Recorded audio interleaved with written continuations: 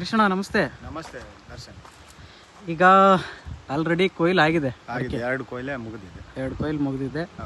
ಆಮೇಲೆ ಈ ವರ್ಷ ನಿಮಗೆ ವ್ಯಾಪಾರದಲ್ಲಿ ಹೊಡ್ತಾ ಆಯ್ತು, ಆದರೆ ಇಳುವರಿ ಮಾತ್ರ ಸೂಪರ್ ಇಳುವರಿ. ಈ ಮಾರ್ಚಿಂದ ಜೂನ್ವರೆಗೂ ನಾವು ಕೆಲಸ ಕೊಟ್ಟಿದ್ದಷ್ಟೇ. ಅಷ್ಟೇ. ಮಾರ್ಚ್ವರೆಗೂ ಏನು ಬಳಸಿರಲಿಲ್ಲ ಗ್ರೀನ್ ಪ್ಲಾನೆಟ್ನ. ಮಾರ್ಚ್ ಮೇಲೆ ಬಳಸಿದ್ದಕ್ಕೆ ಇಷ್ಟು ರಿಸಲ್ಟ್ ತಗೊಂಡಿದ್ದೀರಿ. ಹೌದೌದು, ಒಳ್ಳೆ ರಿಸಲ್ಟ್. ಅಣ್ಣ ಅರೌಂಡ್ ಎಷ್ಟಾಗಿರ್ಬೋದು ನಿಮ್ಮದು ಅಡಿಕೆ? ಹೆಚ್ಚು ಕಮ್ಮಿ ಒಂದು 320 ಕ್ವಿಂಟಲ್ ಅಂತ ಆಗಿದೆ. 320 ಕ್ವಿಂಟಲ್ 3 ಎಕರೆಗೆ? 3.5 ಎಕರೆ.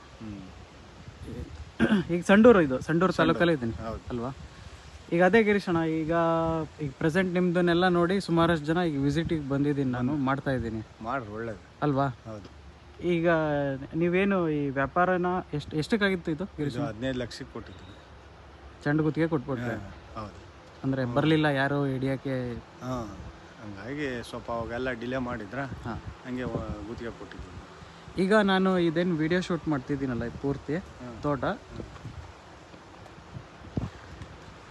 ಪ್ರಾಬ್ಲಮ್ ಆಗಿದ್ದು. ಏನು ಪ್ರಾಬ್ಲಮ್ ಫೇಸ್ ಮಾಡಿದ್ದಿದ್ರಾಗ? ಇದ್ರಾಗ ಪ್ರಾಬ್ಲಮ್ ಏನಂದ್ರೆ ಹಂಚು ಒಣಗ್ತಿತ್ತು, ಕಾಯೇ ನಿಲ್ತಾ ಇರಲಿಲ್ಲ, ಒಂದು 2. ಆಮೇಲೆ ಇನ್ನೊಂದು ಏನಾಗಿತ್ತು ಅಂದ್ರೆ ತೋಟ ಕಳನೇ ಇರಲಿಲ್ಲ. ಆಮೇಲೆ ಯಾವಾಗ ನಿಮ್ಮ ಔಷಧಿ ಬಳಸಿದ್ಮೇಲೆ 1 ತಿಂಗಳಿಗೆ ಚೇಂಜ್ ಆಯ್ತು. ಔಷಧಿ ಏನೋ ಇದು ಕೆಲಸ ಮಾಡುತ್ತೆ ಅಂತಂದು ಹೇಳಿ ಮಾಡಿದ್ವಿ.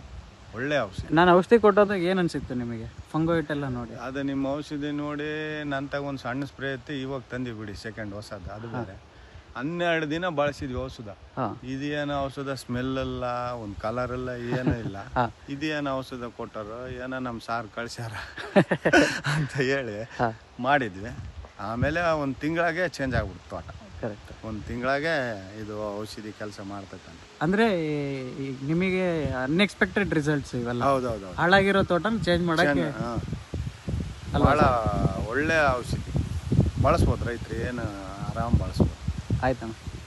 Okay, thank you.